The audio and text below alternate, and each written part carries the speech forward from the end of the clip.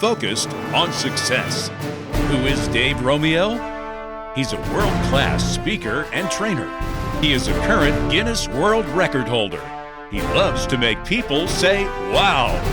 He's a motivational leader who gets results for himself and his clients, and he's here to get you focused on success.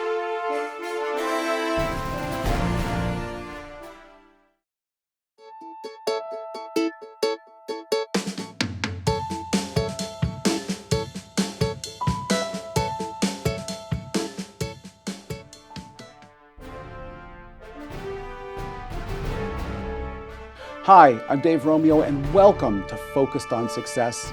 When I first started out as a motivational speaker and trainer, I found myself having a hard time getting a chance to present at the local community college. In fact, I was doing so poorly that my contact at the school had been gone for over a year before I even knew he was gone.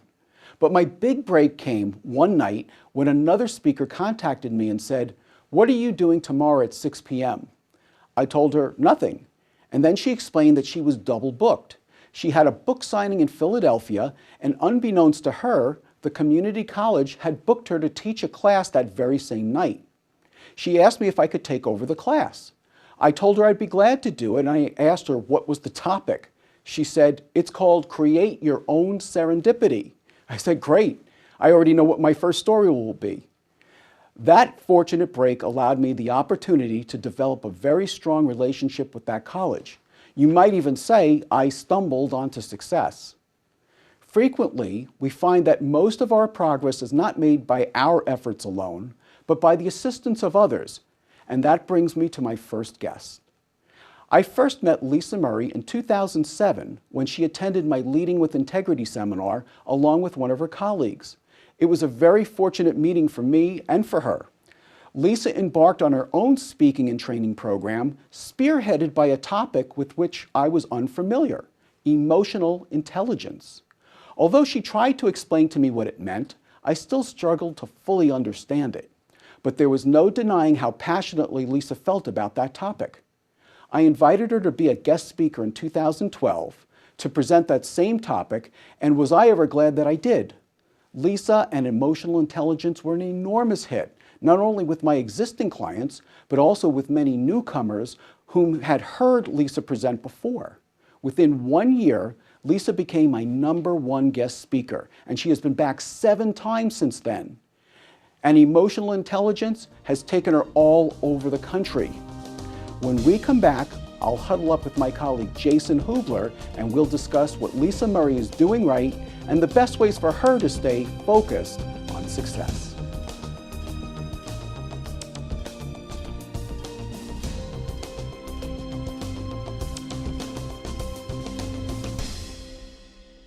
Hi, I'm Lou Lies, the owner of Stages Planning Group. At Stages, we help our clients make smart choices about their money so that no matter what happens in the market, the world, or the economy, they have the highest probability of reaching all of their financial goals. We do this using a process called the Financial Roadmap, and then we hold our clients accountable to actually doing the work. Visit us at stagesplanning.com. Stages Planning Group. Planning for every stage. We welcome you to Shore Stay Plus Hotel by Best Western in Elizabethtown, centrally located between Harrisburg, Lancaster, and Hershey, the only Lancaster County hotel near Hershey Park. We offer free Wi-Fi and free HBO, as well as a free deluxe continental breakfast buffet with hot foods. At Shore Stay, you'll find the amenities and service you expect with our friendly and helpful staff ready to assist you. We are even pet-friendly. More info at bestwestern.com. Search Elizabethtown, PA. At Shore Stay, you can be sure about your stay.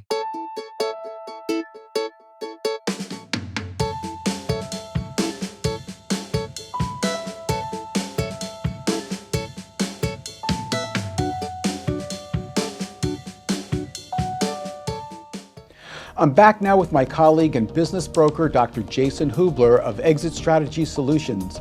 I've asked Jason to huddle up with me and discuss some of the observations, strategies, and recommendations for Lisa Murray and Lisa Murray Consulting. Jason, welcome to the show. Hey, thanks again for having me on the show, Dave. Yes. Well, you've been a speaker on your own, and you've also been a guest speaker. So what would you say is the hardest thing about that? I think the three challenges I find with presentations in general is one, determining if it's a persuasive or an informative speech. Good point. And then how to steer that presentation accordingly.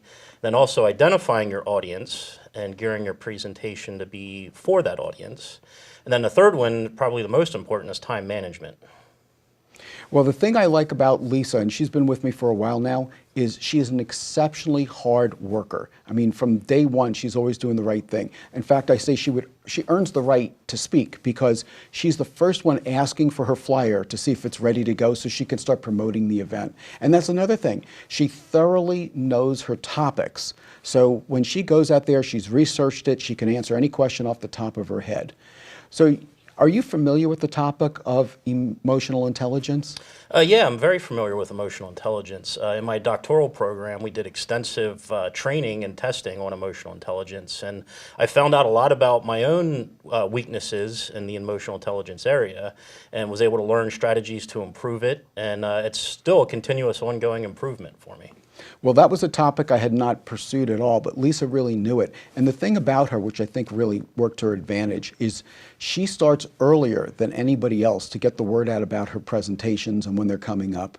The other thing is she asks everyone that she knows if they want to come to the seminars, and she builds value for the other parties first, because she'll go out, she'll work with churches, she'll work with nonprofit groups, and she'll help them. And so when they have an opportunity to come to her events, they want to return the favor. Jason, what advice do you have for somebody that's going to be presenting nationally?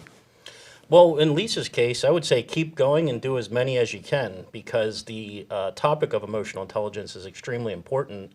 I believe that it's really the next step in social evolution, and that all social problems could really be solved with an improvement to each individual's emotional intelligence. So Dave, what challenges do you find a presenter has in speaking with a new audience? Well, you have to make sure you know who you're speaking with. One of the things that I like to do is just say, can I have a show of hands? How many people are familiar with this topic? This way you know if you're talking to beginners or experienced people, so you're talking at their level.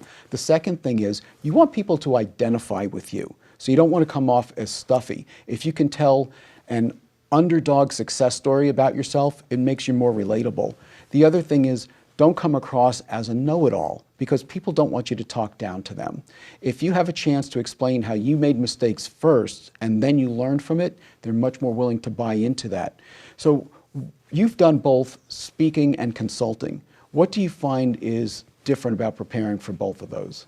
Well, with a presentation, you present to a broader audience, and with consulting, you can tailor it to the individual. And I think in the case of the emotional intelligence, the message that Lisa's providing, doing the presentation to the masses is important to get the general awareness out, and then the personal testing and maybe combined with consulting or personal coaching to help people really develop their own personal emotional intelligence is the key. Good point. Jason, thanks so much for huddling up with me today. Hey, thank you, Dave. When we return, Lisa Murray of Lisa Murray Consulting joins me to talk about emotional intelligence, presenting for a national audience, and what she wants for her clients. You remember the moment you knew she was the one. You'll remember the time and the place that you asked her to marry you. She'll remember it too. This memorable moment is a Park Hill Jewelry moment, with a diamond engagement ring as special and unique as she is. Styles by Ashi, Dilamani, and Roman & Jewels. At Park Hill Jewelry, if you can dream it, we can make it. Your dream engagement ring. Park Hill Jewelry. Let the memorable moments continue. Hi, I'm Jason Hubler with Exit Strategy Solutions. If you are a business owner looking to sell your business, we can help you get this much profit instead of this much. The process of selling your business is 3 steps. 1, we value your business. 2, we do a confidential marketing ad for your business. And 3, we manage through a successful transaction. Our goal is to help you with a profitable transaction. More info at the address on the screen. And selling your business for a profit is our business. Hey, Knowledge Sponges, check out the new Dave Romeo Online University, available at the daveromeo.com website.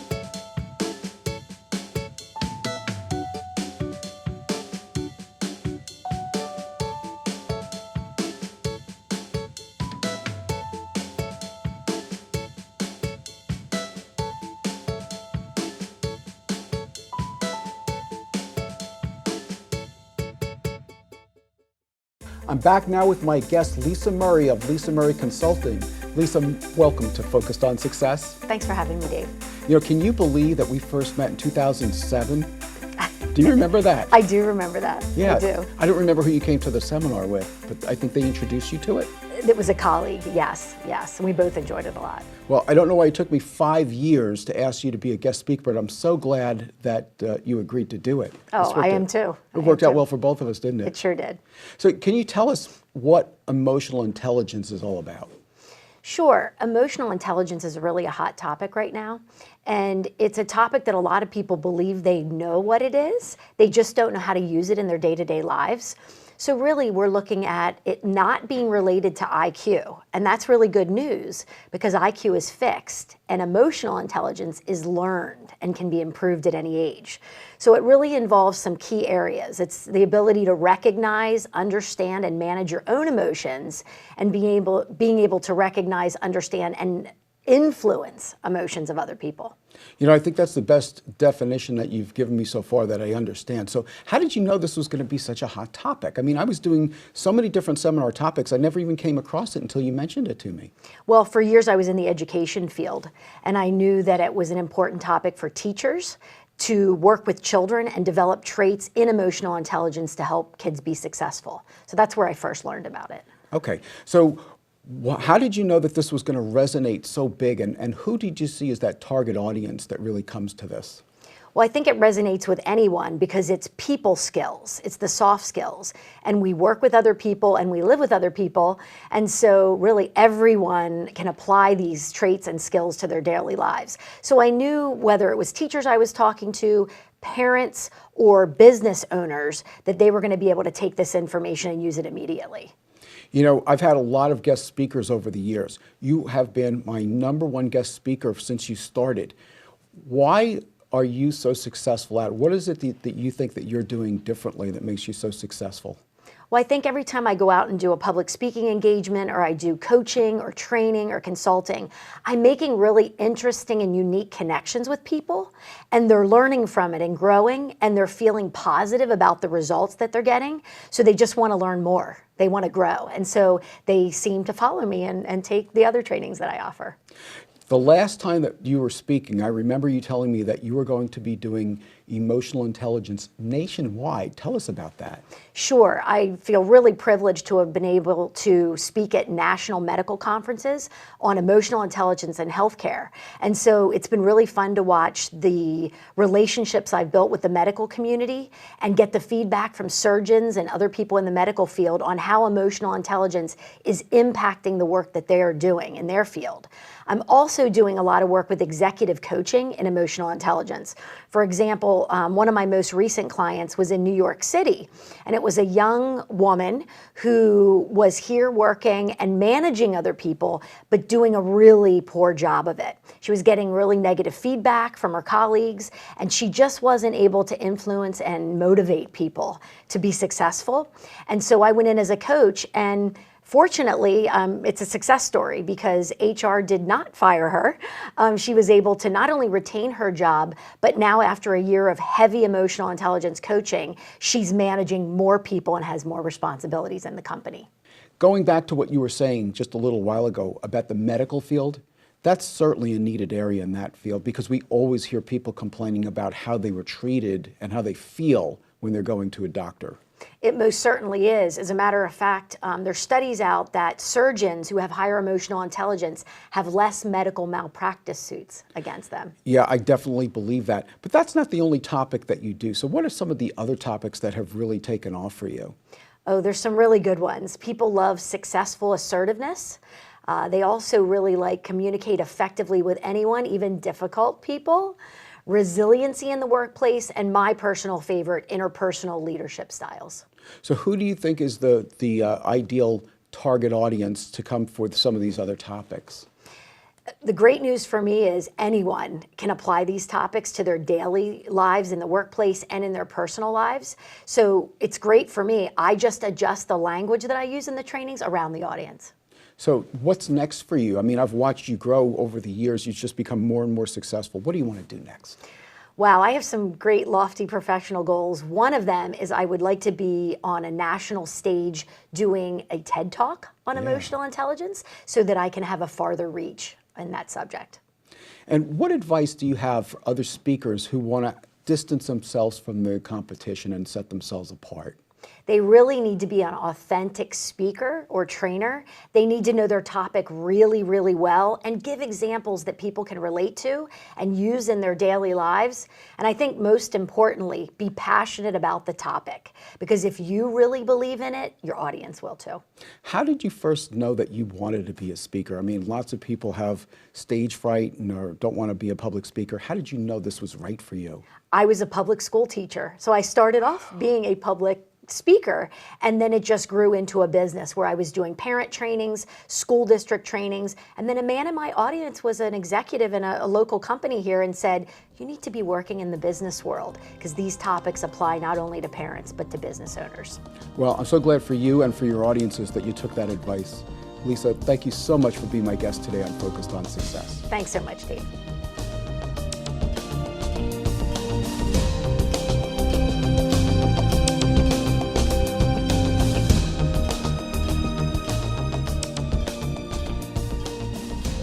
Coming up, find out how one former Major League Baseball player has successfully reinvented himself in the world of business. Is your business in need of coaching? More info at daveromeo.com. My American dream was all about going pro. The crowds, the excitement, and working hard to win. In that split second after some guy ran a red light and hit me head on, I thought, this can't happen. I'm almost there. Now my dream is gone. And all I have left are the nightmares.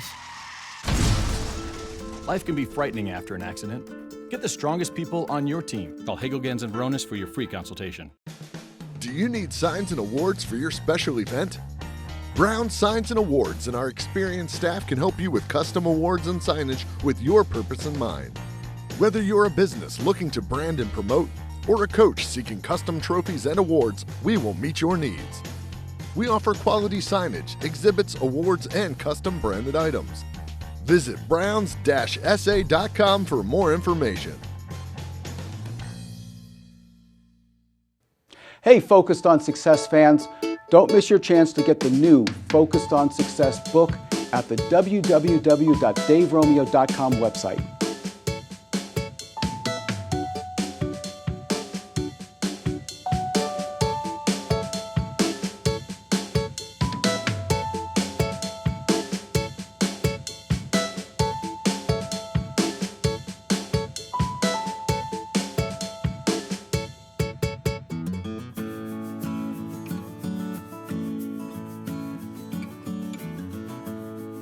Welcome back. I'm sitting here with Aaron Herr of Link Business in Lancaster, Pennsylvania. Aaron, welcome to Focused on Success. Thanks, Dave. It's an honor to be here, and I'm excited. I haven't been in front of the camera in a while. Yeah, but you have plenty of experience in the major leagues, so tell us about your major league experience. How many teams are you on? Throughout my professional baseball career, I played for 5 different organizations, starting with the Atlanta Braves.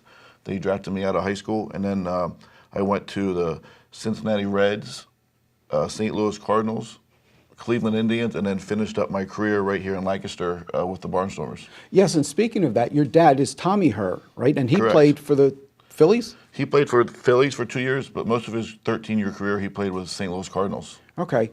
And then he was a big influence on you, I imagine, for you to go into baseball?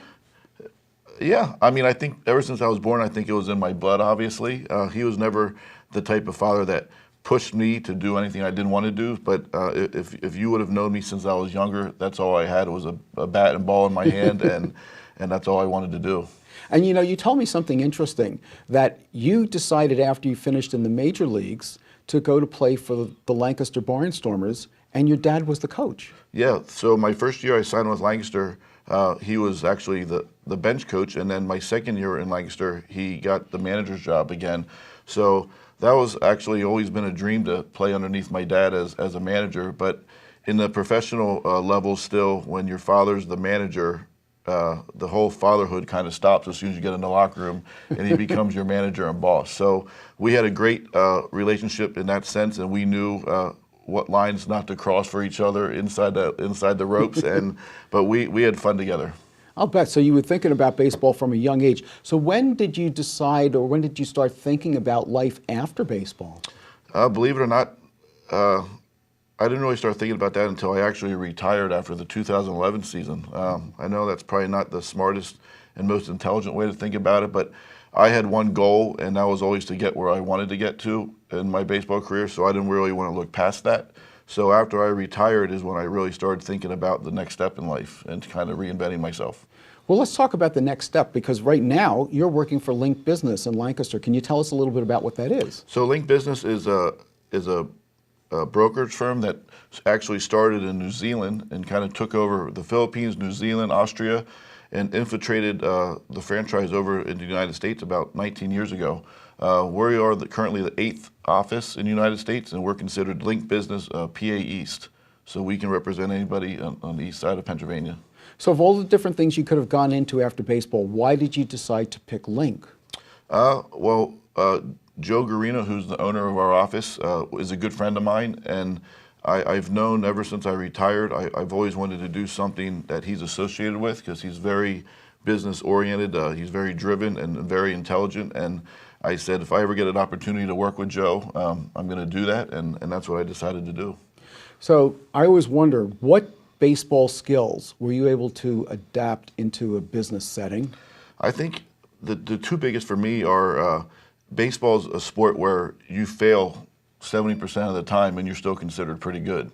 So if you hit 300, that means you had 3 hits out of 10 tries. And if you think about that, and there's not many jobs in life where if you fail 7 times, you're going to keep your job. But in baseball, that's one. And in transitioning into business and sales, you do fail a lot. So I think keeping that strong mentality and staying positive and keep at the grind can really help you. I agree. And one other thing I wanted to mention, when you and I first talked about coming on the show, you were working for Weaver Associates. And then after you left to go to Link, they agreed to underwrite your segment on the show. And they said, you know, we completely support you. And I think that speaks very highly about the relationships that you've been able to generate with the people you work with. Well, I mean, it does speak highly of the relationships that I had with Weavers, but it also speaks very highly of Weavers. Ron Weaver, the owner, he hired me. I've never been in sales before, but he just, I guess, saw something in me, and it was one of those connections when him and I met the first time. We just knew, we hit it off, and ever since I parted ways, he's still considered a good friend of mine, and we keep in touch on a regular basis. That's good to hear. So do you have any advice for people who are leaving sports and moving into a business setting? Yeah, I do. I mean, I think retiring from baseball was one of the hardest things I ever had to do. So I think truly get past that transition of retiring of your initial career, and then really stay focused on what you're good at, and then find something that associates your talents, and then go from there. I think you almost have to see segments of your life like chapters in a book. 100%. Just saying, I'm moving on to the next chapter. Yep. Well, Aaron, thank you so much for being my guest on Focused on Success. I wish you all the best. Thank you. Thanks for having me.